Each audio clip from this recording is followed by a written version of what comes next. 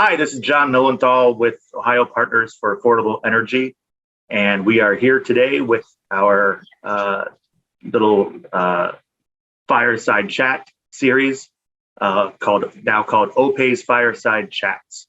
And this was originally the dialogue with Dave, and Dave did these interviews really nicely.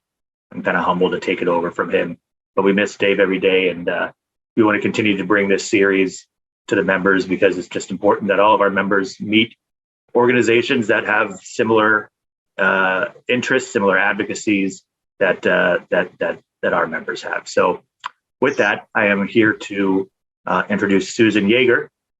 Susan Jagers is with the Ohio Poverty Law Center. Susan has had a long career in government affairs and in nonprofit. She's been with the Ohio Poverty Law Center now for looks like about 4 years, or you're going on your 4th year. And Susan, thanks for being here with us. We're looking forward to learning a little more about the Ohio Poverty Law Center.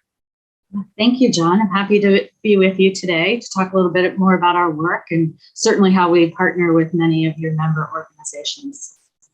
That's great.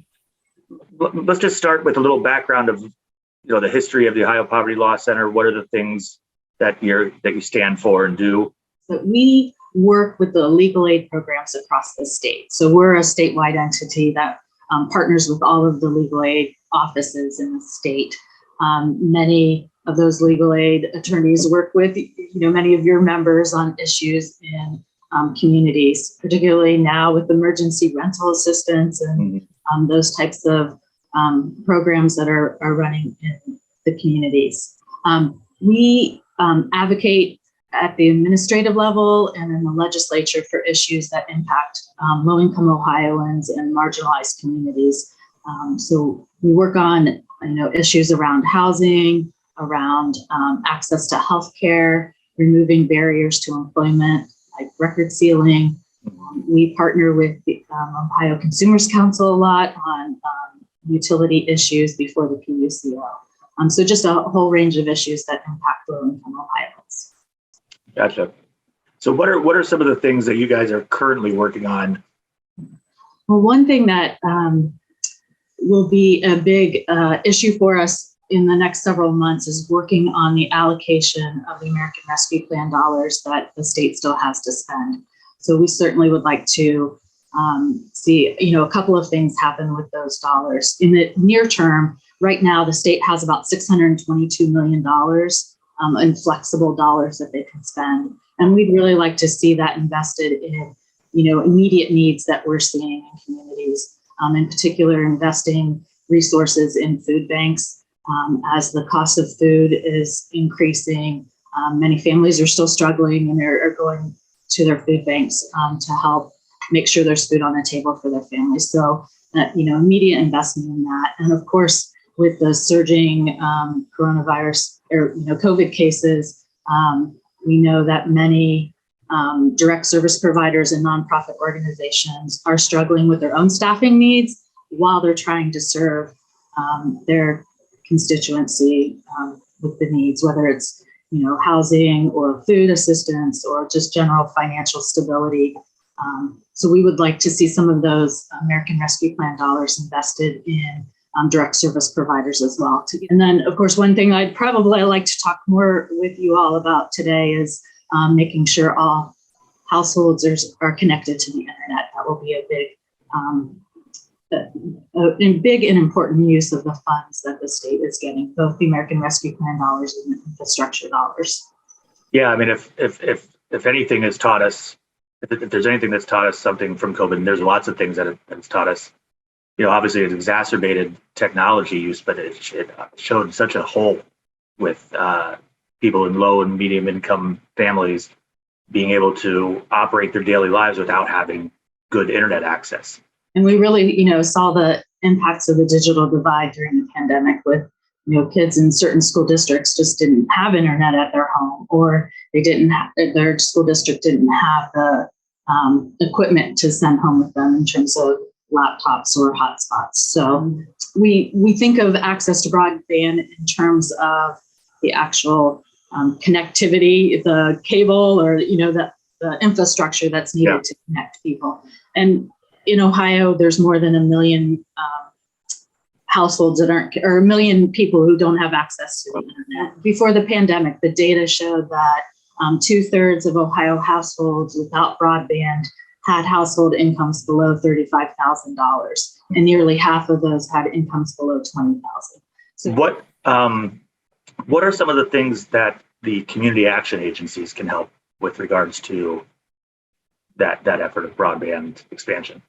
So, like I said, the state had in the budget did allocate money to expand service to unserved areas, but they didn't really address the affordability. So I think we're continuing to advocate for ways to make sure that there are programs to help families afford their broadband service. Fortunately, I can talk about a couple of programs that were a part of the infrastructure bill that I think it would be great for your members to know about as a resource for their clients and the constituents that they serve. It had some money for a short-term fix, and it was called the Emergency Broadband Benefit Program. And this was established through the FCC that allowed customers of participating internet service providers to get up to $50 a month towards their internet bill or their broadband bill. And that was, a great program to have during the pandemic. It actually goes through March of this year, March 1st of 2022. About 400,000 Ohioans took advantage of that program while it's operating. So that was a great help to have people have access to affordability program. Yeah. But there's a new program that will kind of take over the Emergency Broadband Benefit Program in March of this year, and it's called the Affordable Connectivity Program. And this is through the FCC as well, and it will provide a $30 per month discount for internet service for eligible households. And it will serve families up to 200% of the federal poverty level. So this is it's expanded eligibility from the previous program. We're hoping that since it's a longer term program, we can get more internet service providers to participate in the program so that the eligibility will be available to more families. So I think that's something that can really be helpful moving forward, that it might be a more established program that we can see really be long-term through the FCC and those internet service providers. Yeah, so I'm happy to talk about the child tax credit. As you've probably heard or read in the news, this did expire in December when Congress wasn't able to seal the deal on the Build Back Better plan. The expanded child tax credit expired, and eligible families, and that was about 1.25 million families in Ohio, received monthly child tax credit payments. And they were receiving $300 per child for younger children under the age of 6 and $250 per child for ages 6 to 17. So it was an investment in families, that children, and extra cash that they had each month to help pay their expenses. And, what the data showed is that families with incomes below $35,000 did use their money on basic needs. They, the most reported use of the child tax credit money was on food.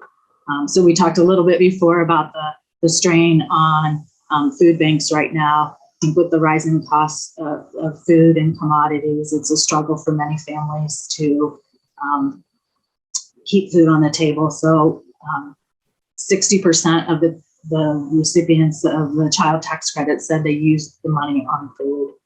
The second most noted use of the money was on utilities. And then right under utilities was rent or mortgage. So it's, food, utilities, and rent. And that's what that child tax credit money went to. So we are continuing to advocate, if the entire Build Back Better package can't be passed, at least, we're imploring Congress to extend the child tax credit because it did lift children out of poverty. Yeah.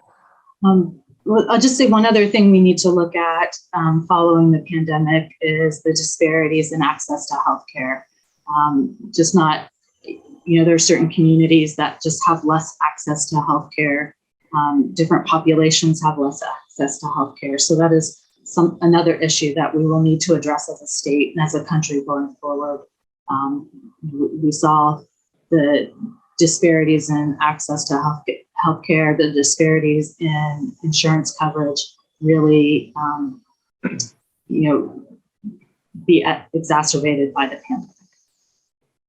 Very good. Well, I want to thank Susan Jagers for joining us here today from OPLC, Ohio Poverty Law Center. And we'll be back next month with another OPAE Fireside Chat. And I thank you very much. Thank you. And thank you to all your members for the work they do in their communities. Yeah, thank you. Thank you.